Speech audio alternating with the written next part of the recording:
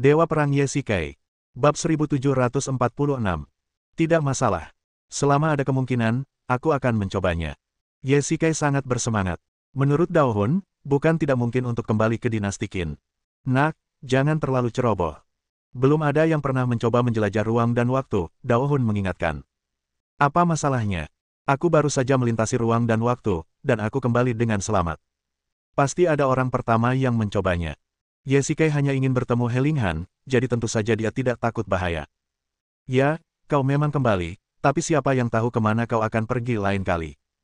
Lagi pula, keluarga-keluarga besar yang memasuki Gunung Kunlun kali ini pasti akan mencapai alam rahasia Kunlun. Kau sendirian, bagaimana kau bisa mendekat? Kalau kau tidak hati-hati, kau akan menjadi musuh semua orang, bujuk Dao Hun. Kalau begitu, aku akan mencobanya bahkan jika aku mati. Ye Shikai memutuskan untuk pergi ke alam rahasia Kunlun. Hanya di sanalah ia bisa kembali. Yang paling kukhawatirkan bukanlah apakah kau mampu menghadapi keluarga-keluarga bangsawan ini, melainkan perjalanan waktu itu sendiri. Sebenarnya, hal yang paling berbahaya dari perjalanan waktu itu sendiri bukanlah apakah perjalanan itu bisa berhasil, melainkan kau tidak tahu kemana kau akan pergi.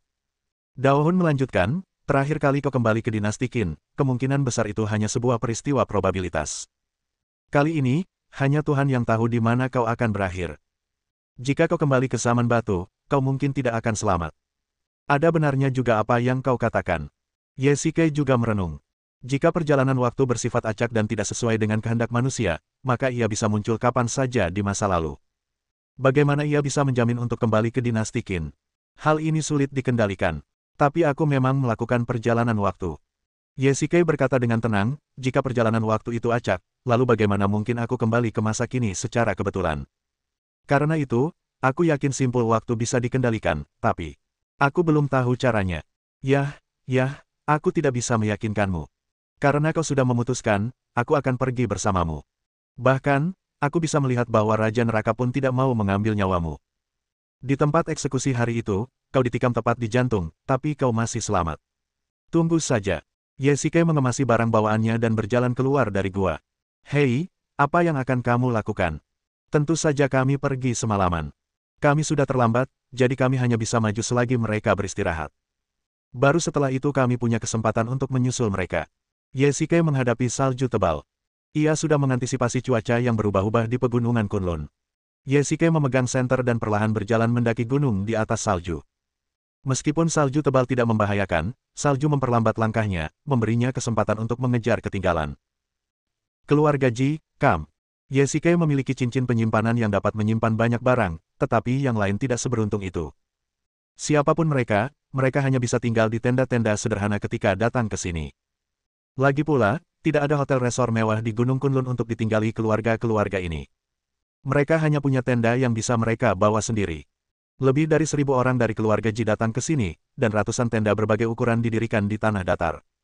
Orang-orang dari keluarga Ji berpatroli di daerah itu sepanjang waktu. Yang paling menarik adalah, kurang dari 2 km dari perkemahan keluarga Ji terdapat perkemahan keluarga Wang, dan perkemahan keluarga Chen pun tak jauh. Sepertinya semua keluarga besar maupun kecil sepakat untuk berkumpul di tempat ini. Padahal, alasannya sangat sederhana. Karena begitu banyak tenda yang didirikan, mereka perlu mencari tempat yang datar. Mereka sekarang berada di gunung, di mana lagi bisa ada begitu banyak tempat datar. Di hutan tak jauh dari sana, Ji Qian tengah duduk di atas rumput, menatap ke langit, tampaknya tengah memikirkan sesuatu. Aku tidak menyangka kau akan datang ke sini juga. Tiba-tiba, sebuah suara terdengar dari belakang. Ji Qian berbalik dan melihat sesosok tubuh perlahan berjalan ke arahnya dalam kegelapan. Chen Yuxin, kenapa kau di sini? Ji Qian sedikit terkejut. Ia tidak menyangka Chen Yuxin datang selarut ini. Mungkinkah ia akan menyerangnya? Jangan khawatir, aku di sini bukan untuk membunuhmu, simpan senjatamu. Chen Yuxin duduk di sebelahnya. Orang-orang keluarga Ji ada di dekat sini, aku tidak akan melakukan hal bodoh seperti itu. Lagi pula, kau bukan lawanku, jadi kalaupun aku ingin membunuhmu, aku tidak perlu melakukannya sendiri. Lalu apa yang kau lakukan di sini? Tanya Ji Qian balik. Tidak apa-apa, aku hanya ingin berbicara denganmu. Sebenarnya, Ji Qian tidak ingin memperhatikan Chen Yuxin. Ia membenci wanita ini dalam hatinya. Sungguh suatu kesalahan bagi Ye Shikai untuk menikahinya. Apakah kamu membenciku? Chen Yuxin bertanya balik. Terus kenapa? Tanya Ji Qian terus terang. Sebenarnya, dia bukan orang yang ceroboh, tapi sekarang tidak ada orang di sekitar, jadi kenapa dia tidak bicara saja? Kalau begitu, kau boleh menyerangku sekarang. Bahkan jika kau membunuhku di sini, tak seorang pun akan melihatnya. Aku bahkan tidak repot-repot membunuhmu. Jiqian sedikit kesal. Dia sebenarnya ingin melakukannya, tetapi Chen Yuxin sedang mengandung anak Ye Shikai. Demi anak yang belum lahir ini, Jiqian tidak bisa melakukannya meskipun dia ingin membunuhnya. Keluarga Chen sekarang sedang berada di masa kejayaannya. Karena kamu sudah hamil, kenapa kamu datang ke sini? Jiqian mencibir, kamu bisa menikah dengannya hanya karena anak di dalam kandunganmu. Kamu harus siap mempertahankannya, kalau tidak pernikahanmu yang menyedihkan ini akan sia-sia. Jangan pikir aku tidak berani berbuat apa-apa hanya karena kau putri sulung keluarga Ji. Wajah Chen Yuxin memucat mendengar ini. Yang paling tidak bisa ia toleransi adalah komentar orang lain tentang pernikahannya, dan Jiqian adalah saingan cintanya. Apapun yang terjadi, ia tidak bisa mentolerirnya. Kau belum menjawab pertanyaanku, kata Jiqian dingin. Kamu bertanya kenapa aku datang ke sini, dan aku ingin bertanya balik. Sebenarnya, kita berdua tahu tujuan kita datang ke sini. Chen Yuxin menjawab, kenapa kamu datang ke sini, itulah kenapa aku datang ke sini. Kau juga mengincar energi legendaris di alam rahasia Kunlun, tanya Jiqian balik. Jika memang begitu, itu memang mungkin. Chen Yuxin juga khawatir tentang hilangnya Ye Shikai. Mungkin dia juga memikirkan hal ini. Benar. Meskipun aku tidak percaya pada teori perjalanan waktu, dia menghilang di Gunung Suci tanpa alasan, dan kau telah mencarinya selama lebih dari sebulan tanpa hasil. Kurasa ini satu-satunya penjelasan. Jejak niat membunuh tiba-tiba terpancar di wajah Chen Yuxin. Kalau bukan karenamu, bagaimana mungkin dia pergi ke Gunung Suci dan menghilang? Aku peringatkan kau, kalau terjadi apa-apa padanya, aku akan mengambil nyawa kalian. Kata-kata Chen Yuxin jelas lebih dari sekadar ancaman. Jika dia kehilangan akal sehatnya, dia tidak akan ragu untuk bertarung dalam pertempuran yang menentukan dengan istana ketiga, dan keluarga Ji juga akan terlibat. Seharusnya aku yang memperingatkanmu. Kau menyakitinya parah hanya karena keinginan egoismu sendiri. Aku belum berdamai denganmu. Bab 1747. Ada sedikit nuansa mesiu dalam komunikasi kedua wanita itu, tetapi Jiqian tidak akan menyentuhnya untuk sementara waktu, setidaknya sebelum ia melahirkan. Jika Chen Yuxin sedikit lebih pintar, ia tidak akan mengambil inisiatif. Perkemahan keluarga Ji berjarak kurang dari 50 mil dari sini, dan dengan karakter protektif Ji Tao, ia tidak keberatan mengambil tindakan. Chen Yuxin tidak takut padanya, tetapi ia harus mempertimbangkan anak dalam kandungannya. Kali ini ketika keluarga Chen memasuki Gunung Kunlun, mereka tidak memasuki reruntuhan apapun di sepanjang jalan, juga tidak bekerja sama dengan keluarga manapun. Chen Yuxin hanya memiliki satu tujuan, yaitu pergi ke alam rahasia Kunlun di puncak gunung. Tuan, ada banyak pasukan di dekat sini. Di sini tidak aman. Ayo kita kembali dulu. Pada saat ini, seorang wanita berjaket kulit hitam perlahan berjalan mendekat. Dia adalah salah satu pemimpin agensi bayangan, Feng Ling, dan juga orang kepercayaan Chen Yuxin. Dia masih muda, tetapi dia mampu mengendalikan seluruh keluarga Chen, yang tak terpisahkan dari para jenderal cakap di bawah komandonya. Ketika mereka di luar negeri, Jiqian dan Feng Ling pernah bertarung satu sama lain, dan dia hanya bisa menangkis kurang dari 30 gerakan. Dalam hal kekuatan tempur, Feng Ling cukup untuk menyaingi Ye Shikai, tentu saja, Ye Shikai, sebelumnya. Sebaiknya kau pulang. Di sini dingin dan turun salju lebat. Kau akan menyesal kalau sampai melukai bayi di dalam perutmu, kata Jiqian bangga, jelas-jelas sengaja ingin membuatnya marah. Jiqian, tunggu aku. Keluarga Ji, Dewi Bulan, kemana kau pergi tadi? Aku tidak menemukanmu. Selena adalah pengawal pribadi Jiqian, tetapi Jiqian hanya pergi untuk bersantai, jadi dia tidak membiarkannya pergi bersamanya. Jangan khawatir, aku baik-baik saja. Salju turun lebat dan di luar dingin. Tuan, sebaiknya Anda pergi ke tenda dulu. Bagus. Siang hari, terdengar teriakan pembunuhan di mana-mana. Setiap kilometer yang kau tempuh, kau akan melihat mayat-mayat di jalan. Mereka semua berebut harta karun di Gunung Kunlun. Nyatanya, tak seorang pun akan berakhir baik. Ikan besar memangsa ikan kecil, tetapi cepat atau lambat ikan besar akan dimakan ikan yang lebih besar. Namun, di malam hari, suasana di sini sangat sunyi, dan salju tebal turun. Mungkin semua orang menginginkan gencatan senjata sementara. Hari berikutnya. Oke, kita sudah mengejar semalaman, kenapa belum juga ketemu? Ye Shikai terengah-engah. Dia tidak tidur semalaman, dan setelah menempuh perjalanan semalaman, dia bahkan tidak menemukan siapapun. Sulit berjalan di malam hari, apalagi di tengah salju tebal. Kamu hanya berjalan paling jauh 40 mil tadi malam. Lebih baik istirahat yang cukup dan terus berjalan di siang hari. Oke, berhenti bicara. Ye Shikai menggigit biskuitnya beberapa kali, dan tiba-tiba, dia merasakan getaran samar. Ada apa ini? Apa aku pingsan karena kelaparan? Ye Shikai sedikit bingung, tetapi tak lama kemudian, getaran dari tanah membuatnya mengerti segalanya. Ledakan, ledakan. Tanah berguncang hebat dan salju mulai turun. Oh tidak, ada longsoran salju. Saat berada di Gunung Suci, Ye Shikai mengalami longsoran salju dan hampir kehilangan nyawanya, jadi ia sangat familiar dengan kejadian itu. Jika tidak hati-hati, bahkan seorang kultivator pun akan mati. Cepat, bocah kecil, cari tempat sembunyi. Teriak Daohun buru-buru. Ye Shikai melihat ke arah batu besar tak jauh dari sana, berlari cepat ke balik batu itu, dan mengikatnya erat-erat dengan beliung gunung. Ledakan. Angin kencang disertai salju, dan salju di tanah bagaikan banjir bandang. Ye Shikai berpegangan erat pada batu itu. Jika ia tidak hati-hati, ia akan hanyut ke bawah. Sebaiknya kau bertahan, bocah kecil. Kalau kau sampai tersapu salju, semua jalan-jalanmu tadi malam akan sia-sia. Apa? Ye Shikai mengalirkan energi internalnya, menjejakkan kakinya di tanah, menopang dirinya di bebatuan dengan tangannya, dan mendorong ke depan dengan kuat. Salju di kedua sisi berguling turun, dan ia bagaikan batu karang yang kokoh di dalam air. 3 menit kemudian, Ye Shikai memejamkan matanya rapat-rapat, dan keheningan memenuhi telinganya. Tangannya perlahan mengendur. Longsoran salju seharusnya sudah berlalu. Bocah kecil, cepat pergi.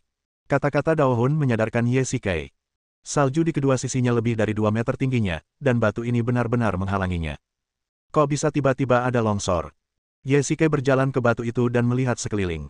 Wow, semuanya putih dan dia bahkan tidak bisa membedakan timur, barat, selatan, atau utara. Pasti ada gempa bumi di gunung. Semalam salju turun sangat lebat sampai-sampai saljunya hampir setinggi pinggang saya. Kalau ada gempa kecil saja, salju di puncak pasti akan longsor dan menggumpal. Ye Shikai memanjat salju, tetapi salju yang lembut membuatnya sulit berjalan. Begitu Ye Shikai melangkah dengan satu kaki, kaki lainnya terbenam ke dalam salju. Ia harus menariknya keluar dan bergerak maju. Kecepatan ini tidak jauh lebih cepat daripada merangkak. Keluarga Ji, Kam, bagaimana? Kalian semua baik-baik saja. Teriak Ji Tao keras. Longsoran salju datang tiba-tiba.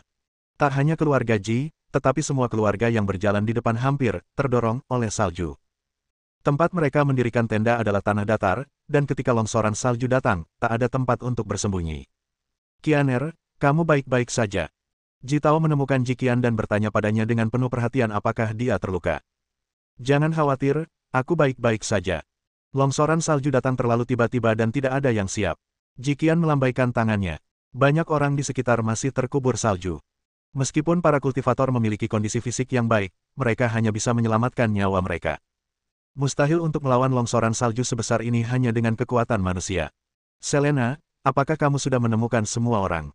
Ji Qian bertanya cepat. Tuan Dewa Bulan, longsoran salju tadi datang terlalu cepat. Tuan Dewa Perang dan yang lainnya sepertinya tersapu. Apa? Bagaimana ini bisa terjadi? Ji Qian mendesah. Salju turun begitu lebat tadi malam, dan dia pernah mengalaminya di Gunung Suci sebelumnya. Seharusnya dia sudah menduganya lebih awal. Ayah, hal terpenting saat ini adalah segera menemukan orang-orang yang terpencar dan mengumpulkan tenaga. Ji Qian harus pergi mencari mereka. Baiklah, silakan. Hati-hati. Aku akan membiarkan Lao Chen dan pasukan kabut putih pergi bersamamu. Tidak perlu, aku bisa pergi sendiri. Ji Qian melambaikan tangannya dan bergegas menuruni gunung, hanya ditemani oleh sekitar 20 pengawal yang tersisa. Wang Kai, mimpi buruk, di mana kau? Teriak Ji Qian lantang, namun di tengah hamparan salju putih, rasanya seperti mencari jarum dalam tumpukan jerami. Semuanya, menyebar dan cari. Kalau ketemu, bawa kembali ke sini, perintah Ji Qian. Ya, Selena, ikuti aku. Bagus. Di saat yang sama, Wang Kai juga terbangun dari komanya. Hantaman longsor yang dahsyat membuatnya lengah. Ketika terbangun, ia semakin gugup.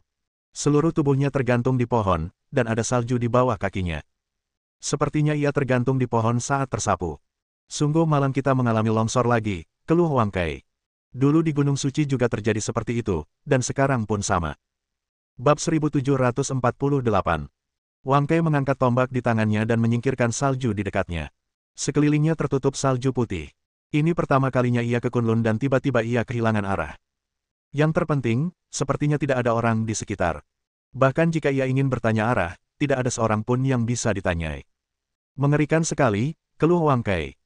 Ia bukan berasal dari keluarga Tionghoa, tetapi merupakan salah satu dewa utama, dewa perang. Jika ia dikenali, ia akan mendapat masalah. Itu tidak benar. Karena tidak ada orang di sekitar, bagaimana mungkin ada masalah? Lagi pula, kebanyakan orang di sini seharusnya tidak mengenalku. Wang Kei tiba-tiba tersadar. Kekhawatirannya terasa tidak perlu. Lagi pula, dia bukan pengecut. Jika dia benar-benar menghadapi bahaya sendirian, dia akan melawan saja. Sebagai perbandingan, hal yang paling berbahaya baginya saat ini adalah persediaan. Meskipun seorang kultivator tidak akan mati kelaparan selama beberapa hari, kelelahan karena kelaparan dan kelelahan jauh lebih menyakitkan daripada kematian. Karena itu, hal terpenting saat ini adalah menemukan Jiqian dan tim keluarga Ji. Jika tidak, satu-satunya jalan keluarnya adalah menuruni gunung. Jika tidak, ia tidak akan punya tempat untuk tidur di malam hari dan hanya bisa tidur di salju. Meskipun Wang Kei nekat dan berani, ia tidak bodoh di saat kritis. Karena ia tidak tersapu longsoran salju karena tersangkut pohon ini, pasti ada orang lain di bawah. Batuk-batuk.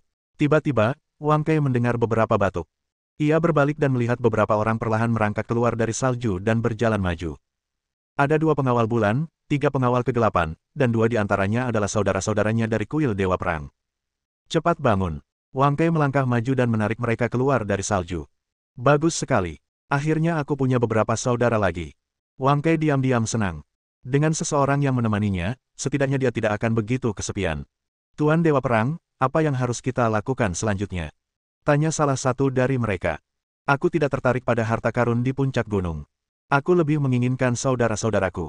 Semuanya, dengarkan aku, turuni gunung, dan kita akan mencari seseorang, kata Wang Kei tegas. Ya, semua orang mengikuti Wang Kei menuruni gunung. Di sepanjang jalan, mereka melihat banyak orang terkubur di salju. Wang Kei dengan baik hati ingin membantu, tetapi setelah ragu sejenak, ia tidak melakukan apapun. Mereka semua berasal dari keluarga Tionghoa. Lagi pula, tidak ada seorang pun di sini yang baik hati. Sekalipun ia menyelamatkan mereka, ia mungkin tidak akan mendapatkan ucapan terima kasih, melainkan dibunuh. Wang Kei tidak memiliki beban psikologis apapun. Ia memang orang seperti itu. Ketika ia berada di kuil Dewa Perang di luar negeri, ia tidak tahu berapa banyak orang yang telah ia bunuh. Karena keluarga-keluarga ini memiliki keberanian untuk mendaki gunung, mereka pasti sudah siap untuk tidak pernah kembali. Mungkin longsoran salju ini merupakan ujian Gunung Kunlun bagi mereka yang datang. Pada saat yang sama, Ye Shikai sedang mendaki gunung selangkah demi selangkah. Ia melihat banyak orang di sepanjang jalan. Longsoran salju datang begitu tiba-tiba sehingga mereka lengah. Pasukan mereka tercerai-berai dan mereka berusaha untuk berkumpul kembali. Cepat kemari, ada makanan dan tenda, cepat cari. Semuanya, kemarilah. Kerumunan itu bubar dan tampak sangat malu. Ye Shikai menurunkan topinya dan berjalan sendirian. Lihat, sepertinya ada seseorang yang berkelahi di sana. Ya, ada cukup banyak orang. Itu keluarga Tang di Chang'an. Pria yang memimpin rombongan itu adalah kepala keluarga, Tang Ken. Dia sangat berkuasa dan terkenal di Chang'an. Ketika reruntuhan Gunung Kunlun dibuka, hampir semua keluarga terkenal datang. Oke, berhenti mencari dan cepat kembali. Longsornya besar sekali. Ayo cepat cari saudara-saudara yang lain. Bagus. Ye Shikai mendengar percakapan beberapa orang dan melihat ke arah jari-jari mereka. Benar saja, ia mendengar samar-samar teriakan pembunuhan dari hutan tak jauh dari sana. Ketika ia melangkah maju, ia melihat sekelompok orang mengepung beberapa orang, dan pemimpinnya adalah kepala keluarga Tang Ken.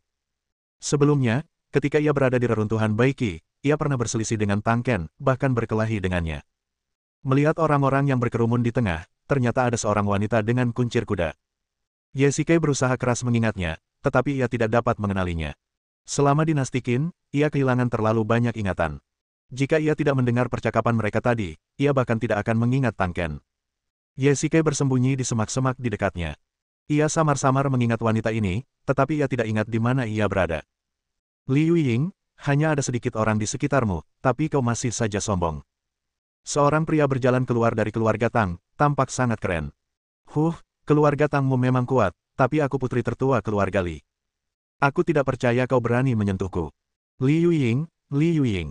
Ye Shikai terus mengulang-ulang ucapannya, lalu tiba-tiba menepuk kepalanya.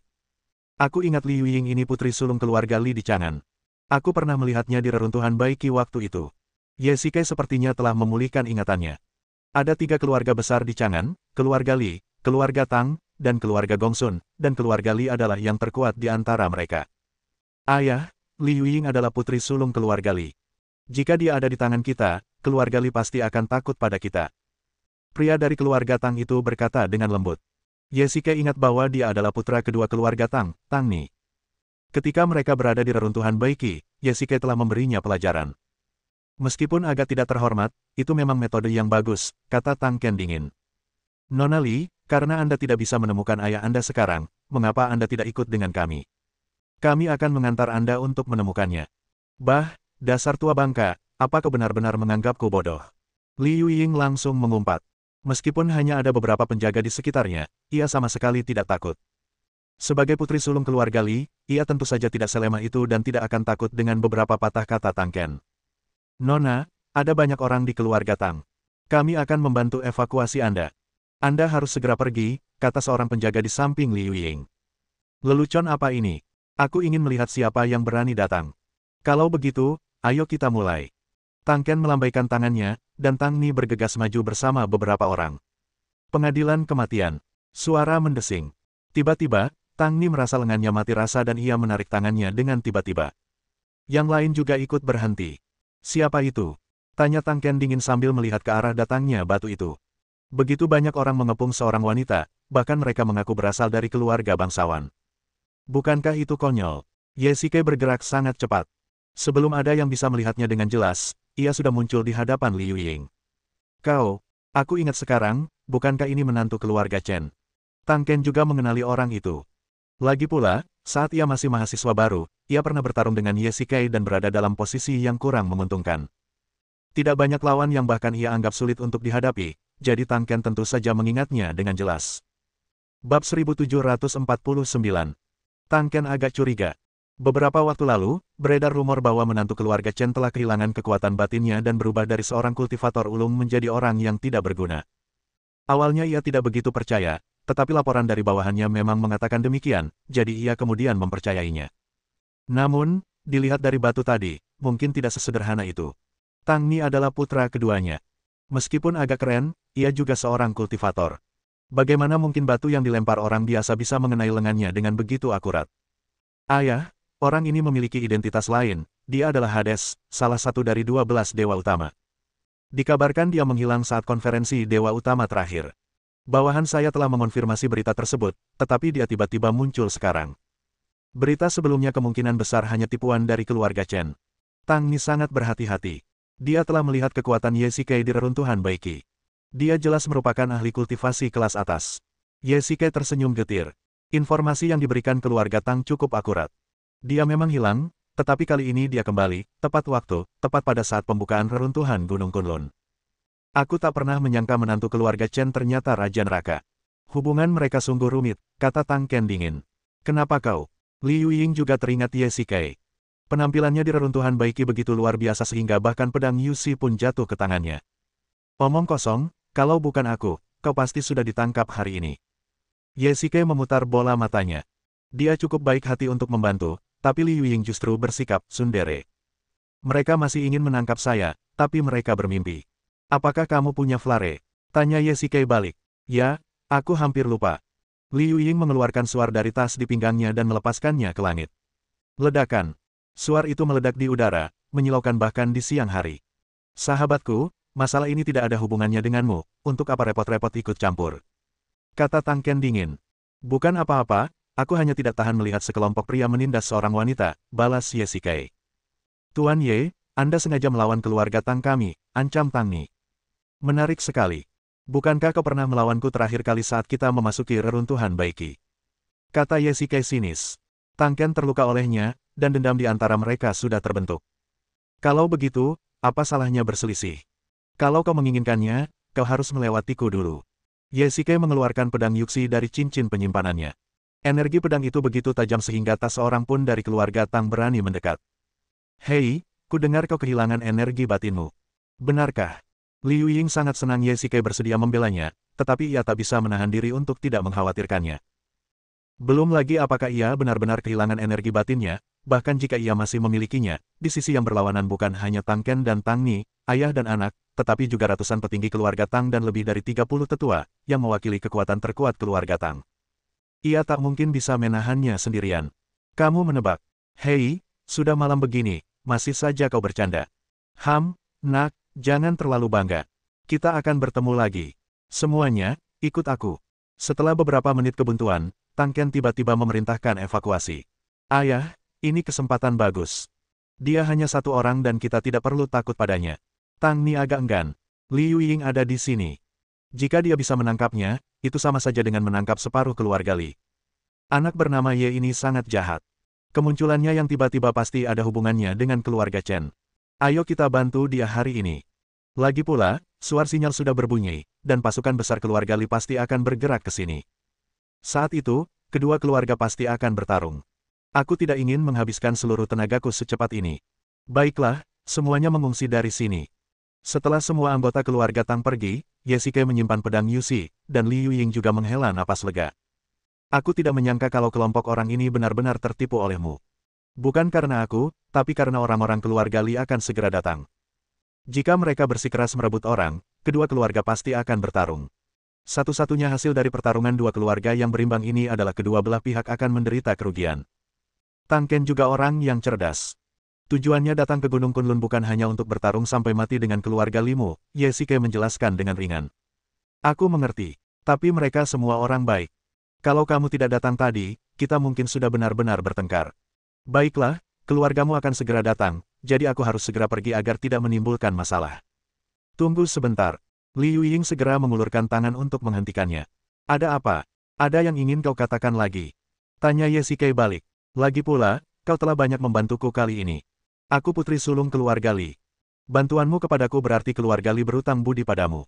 Liu Ying melanjutkan, kau harus membiarkanku membalas budi ini. Tidak perlu. Aku melakukan ini demi keadilan. Lagi pula, meskipun keluarga Limu berkuasa, aku khawatir kau tidak bisa membantuku. Hei, apa kau meremehkan keluarga Li kita? Liu Ying sedikit tidak puas setelah mendengar ini. Memang, keluarga Li adalah salah satu dari 3 keluarga besar di Chang'an, dan yang paling berkuasa. Ye Shikai tampak meremehkan keluarga Li ketika mengatakan ini, tetapi ia juga mengatakan yang sebenarnya. Yang ia inginkan adalah He Linghan, seorang wanita yang hidup 2000 tahun yang lalu. Bukannya aku meremehkanmu. Aku tidak bisa menjelaskan detailnya dalam beberapa kata. Jika kau ingin membalas budiku, akan ada banyak kesempatan di masa depan. Aku sedang terburu-buru untuk melanjutkan perjalananku. Ngomong-ngomong, waktu kita naik gunung sebelumnya, aku tidak melihatmu dan Chen Yuxin bersama. Dari mana asalmu? Dan, ada kabar bahwa kau hilang sebelumnya. Ada apa? Liu Ying menghujaninya dengan serangkaian pertanyaan, membuatnya bingung harus menjawab apa untuk sesaat. Nanti aku jelaskan. Tepat saat Ye Shikai hendak pergi, Liu Ying mendahuluinya dan berdiri di depannya. Kau hanya punya satu orang di sisimu. Kenapa kau tidak ikut naik gunung bersama kami? Kami bisa menjagamu. Kau baru saja menyinggung keluarga Tang. Kalau kau keluar sekarang, mereka akan menyerangmu dan kau tidak akan bisa melarikan diri. Ini. Oke, jangan terlalu banyak berpikir, ikuti saja aku. Kau baru saja membantuku, dan aku bukan orang yang tidak tahu berterima kasih. Jangan khawatir, kata Liu Ying berulang kali. Ye Shikai terpaksa menyetujui permintaannya. Sambil menunggu keluarga Li menyelamatkannya, Ye Shikai juga beristirahat sejenak. Ia sangat lelah setelah berjalan semalaman dan longsoran salju yang tiba-tiba. Meskipun demikian, meskipun keluarga Li adalah pemimpin dari 3 keluarga besar di Chang'an, keluarga ini selalu ditekan oleh keluarga Tang dan keluarga Gongsun yang tersisa. Liu Ying begitu rajin, mungkinkah ia ingin menggunakannya sebagai senjata? Bab 1750.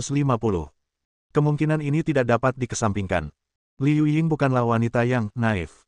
Wanita ini sangat bijaksana. Jika Ye Shikai tetap tinggal, dan jika dia menghadapi bahaya lagi nanti, dia pasti bisa membantu. Sebenarnya, alasan Ye Shikai rela mempertaruhkan nyawanya demi Liu Ying sangat sederhana. Tentu saja, bukan hanya karena hasratnya untuk membantu orang lain ketika ia melihat ketidakadilan. Poin terpentingnya adalah ia dan keluarga Tang telah bertengkar hebat di reruntuhan Baiki, dan hubungan mereka kemungkinan besar akan memburuk.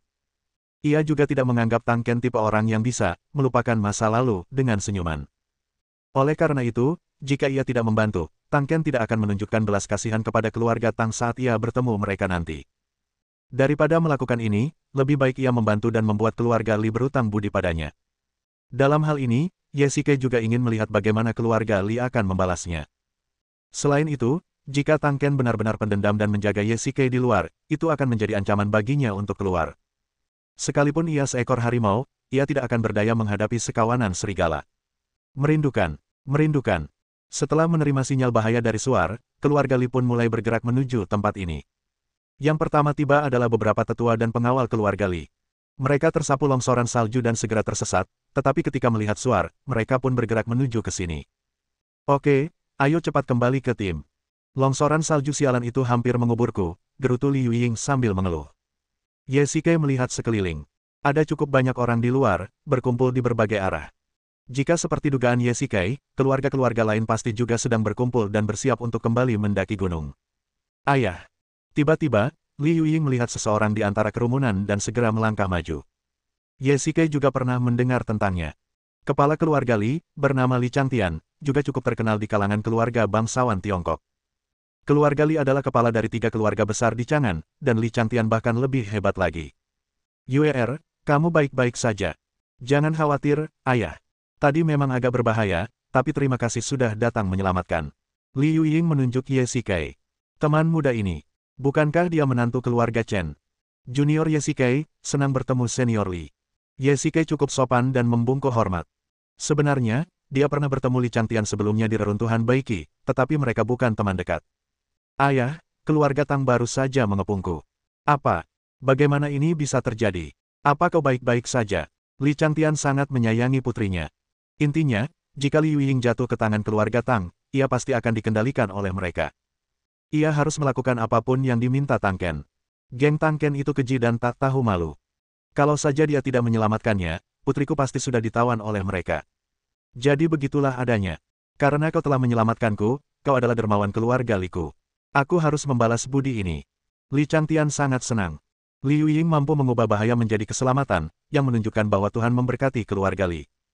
Baiklah, senior, kita pernah bertemu sebelumnya di reruntuhan Baiki, jadi kita bukan orang asing lagi. Longsor datang terlalu tiba-tiba. Setelah kalian berkumpul kembali, kalian harus segera berangkat. Aku pamit dulu. Melihat orang-orang keluarga Li berkumpul satu demi satu, Ye Shikai menduga keluarga Tang tidak akan berani tinggal di sini, jadi dia berencana untuk pergi lebih awal. Tidak ada orang di sekitarmu, anak muda. Kau tidak mungkin datang sendirian. Li Changtian sangat penasaran ketika melihat Ye Shikai tidak diikuti oleh pengawal maupun tetua. Lagi pula, dia adalah menantu keluarga Chen, jadi seharusnya ada seseorang di sisinya. Itu tidak benar. Aku tidak melihatmu di tim keluarga Chen. Li Changtian sangat penasaran. Aku mengalami beberapa masalah sebelumnya, jadi aku tidak pergi naik gunung bersama keluarga Chen, kata Ye Shikai asal bicara. Bukannya dia tidak ingin menjelaskan, tapi ceritanya panjang, jadi lebih baik tidak usah diceritakan. Kalau begitu, sahabatku, tolong ikut aku naik gunung. Kau telah menyelamatkan putriku, jadi ini bisa dianggap sebagai bantuan untuk keluarga Liku. Karena senior Li telah mengatakannya, aku akan dengan hormat mematuhi perintahmu. Dalam perjalanan mendaki gunung. Hei, mau air? Dalam perjalanan, perhatian Liu Ying tertuju pada Ye Shikai. Ia tampak sangat energik, dan mampu memukul mundur orang-orang dari keluarga Tang. Ia tampak tidak kekurangan tenaga. Mungkin fakta bahwa Ye Shikai telah kehilangan tenaganya hanyalah rumor belaka. Tidak perlu. Ye Shikai melambaikan tangannya. Hei, ku dengar kau menghilang beberapa waktu lalu. Ada apa? Aku punya banyak waktu sekarang, jadi ceritakan saja. Liu Ying terus bertanya seperti bayi yang penasaran. Yah, ceritanya panjang, dan kalaupun aku ceritakan, kamu tidak akan percaya. Jadi, jangan bahas itu. Cek, kau saja tidak mau memberitahuku, dan kau pakai alasan yang payah. Liu Ying mencibir, apa kau masih waspada padaku? Faktanya, Ye Shikai dan Liu Ying pernah bertarung di reruntuhan Baiki. Awalnya mereka memiliki pengalaman yang tidak menyenangkan, tetapi kemudian mereka memilih untuk bekerja sama, lebih karena pertimbangan kepentingan. Persahabatan mereka sebenarnya tidak seberapa. Meskipun Ye Shikai menyelamatkan Liu Ying kali ini, ia dan keluarga Li adalah orang asing, jadi wajar baginya untuk sedikit waspada. Terserah kau mau percaya atau tidak. Itu urusanku, mau kau ceritakan atau tidak. Lagi pula, aku baru saja menyelamatkanmu, jadi aku tidak bisa bilang aku sudah berbuat baik padamu. Tapi karena ayahmu sudah bersikap sopan padaku, bukankah seharusnya kau juga sedikit menghormatiku? Kamu, ya. Ye Shikai juga mencari orang-orang dari keluarga Ji di sepanjang jalan. Jika semuanya berjalan sesuai rencana, semua anggota dari 3 aula pasti akan mengikuti keluarga Ji. Jika ia bisa menemukan keluarga Ji, ia akan bisa bertemu kembali dengan semua orang. Mereka sudah lama tidak bertemu. Mereka telah berlari siang dan malam mencari Ye Shikai selama 2 bulan terakhir, dan mereka kelelahan. Ia bisa membayangkan betapa serunya pemandangan itu ketika mereka bertemu lagi. Liu Ying, tahukah kamu di mana keluarga Ji? Atau dengan kata lain, apakah kamu pernah melihat anggota keluarga Ji saat kamu mendaki gunung? Tanya Ye Shikai balik. Keluarga Ji, kenapa kalian bertanya tentang keluarga Ji? Bukankah kalian menantu keluarga Chen? Oh, aku hampir mengira kalian ada hubungannya dengan putri sulung keluarga Ji. Li Yuying tersenyum licik. Benar begitu, Tuan Pluto. Di luar negeri, mereka semua seharusnya memanggilmu seperti itu. Li Yuying tahu identitas Ye Shikai, dan tentu saja dia juga tahu identitas Ji Qian. Selain sebagai putri tertua keluarga Ji, dia juga Dewi Bulan. Wanita tertua keluarga Ji juga secantik bidadari. Kamu kan sudah menikah, jadi kamu tidak lagi memikirkannya, kan? Aku bicara tentang hal serius, jangan berlebihan. Ye Shikai memutar matanya. Kau hanya perlu memberitahuku informasi yang kau tahu. Oke, aku tidak akan membuatmu penasaran. Aku memang melihat keluarga Ji. Mereka ada di gunung, tapi setelah longsor, aku tidak yakin lagi. Bersambung.